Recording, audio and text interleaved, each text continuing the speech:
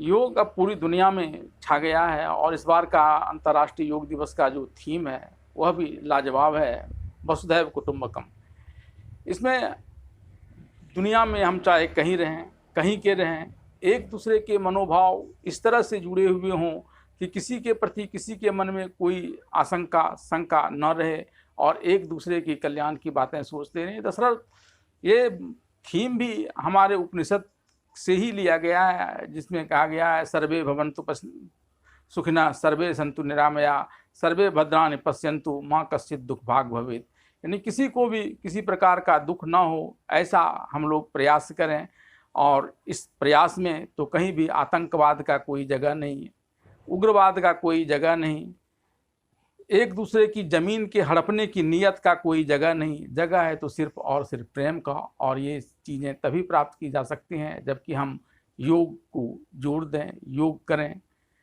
योग के बारे में कहा जाता है योग जोड़ता है, आत्मा से परमात्मा को जोड़ने के क्रिया को योग कहा जाता है। और माना जाता है कि भगवान शिव शंकर के मन में जिस वक्त यह सृष्टि उत्पन्न करने की इच्छा हुई तभी उन्होंने 84 प्रकार के योग भी उत्पन्न किए थे। और उसी का यह था कि उस योग के करने से लोग पूरे स्वस्थ और अच्छी भावनाओं के साथ इस संसार में रहते हुए अंत में फिर भगवान शिव शंकर में विलय कर जाएंगे, यानी उन्हें मोक्ष की प्राप्ति हो जाएगी। महर्षि पतंजलि के अनुसार योग वृत्ति को निरोध करता है, यह वृत्तियों के निरोध का एक साधन है। जिस वक्त 2014 ईस्वी में सबसे पहले प्रधानमंत्री नरेंद्र मोदी ने यूनाइटेड नेशन में इस बात को लेकर आग्रह किया था कि योग दिवस मनाया जाए, तो ज़्यादातर लोगों ने इसकी सहानुभूति दी थी, लेकिन कुछ लोगों ने इस पर नमक भी यह कहते हुए छिड़का था कि जितने आसन में खेल खेले जाते हैं उससे कहीं ज़्यादा फुर्तीले तो जिम्नास्ट होते हैं। दरअसल उन्हें नहीं पता था कि आसन तो योग का एक अंश मात्र है और जिस प्रकार की जिम्नास्ट में करतब दिखाए जाते हैं वैसे करतब तो यहाँ के नट नटियाँ गली गली में दिखाया करते हैं।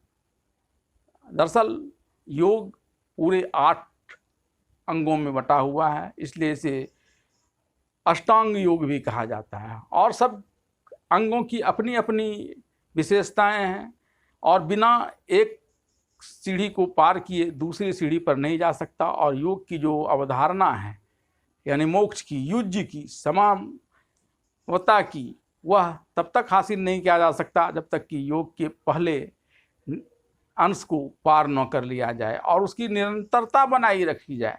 यह भी जरूरी है योग में। 8 अंगों की बात की जाए तो इसमें से प्रथम 5 अंग यम, नियम, आसन, प्राणायाम, प्रत्याहार, धारणा, ध्यान और समाधि।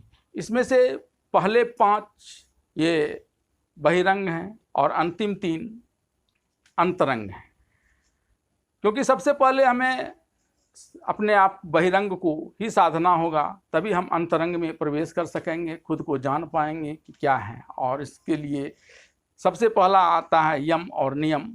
दरअसल यह यम और नियम एक तपस्या का ही दूसरा रूप है। इसके अंतर्गत, यम के अंतर्गत 5 चीज़ें आती हैं: सत्य, अहिंसा, ब्रह्मचर्य,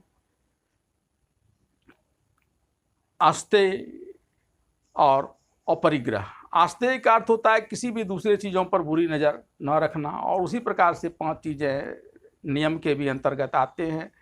उसके अंतर्गत शौच, संतोष, तप, ध्यान और ईश्वर के प्रति भावना यानी भक्ति ईश्वर में, ये 5 चीज़ें इसमें आती हैं। इस प्रकार से इसके बाद का जो क्रम आता है वह आसन का क्रम होता है। यह शरीर के स्थितियों का निराकरण है कि शरीर के स्थितियों को एक विशेष रूप में ढालना, एक विशेष रूप में रखना, ये आसन होता है। और प्राणायाम या प्राणास्थैर्य की अवस्था है प्राण, जब हमारा शरीर स्थिर हो जाता है तो हमारे शरीर में प्राणवायु जो इसे संचालित करती है उसे स्थिर करना बहुत ही ज़रूरी होता है। ये कई प्रकार के होते हैं, उसकी चर्चा बाद में की जाएगी, लेकिन इसे करना बहुत ही ज़रूरी होता है। और जब तक यह नहीं सधता है, यानी हमारा शरीर स्थिर हो, हमारे शरीर में हमारे जो श्वास हैं, उच्छ्वास निश्वास ये सारे संतुलित हों, तभी फिर हम अगली स्थिति में बढ़ते हैं जो प्रतिहार की स्थिति होती है। प्रतिहार की स्थिति ठीक वो बीच वाली स्थिति होती है जब हमारा शरीर अब बहिरंग से अंतरंग की तरफ जाना शुरू करता है, और प्रतिहार के साधने के बाद तब फिर धारणा आती है। धारणा के अंतर्गत जो साधक है वह चाहे अपने शरीर का कोई अंग हो, चाहे फिर कोई बाह्य अंग हो, पेड़ हो सकता है, पक्षी हो सकता है, आकाश हो सकता है, पानी हो सकता है, कोई भी चीज़ हो सकता है, उस पर वह अपना ध्यान केंद्रित करता है और उसके बारे में विचार उत्पन्न करता है।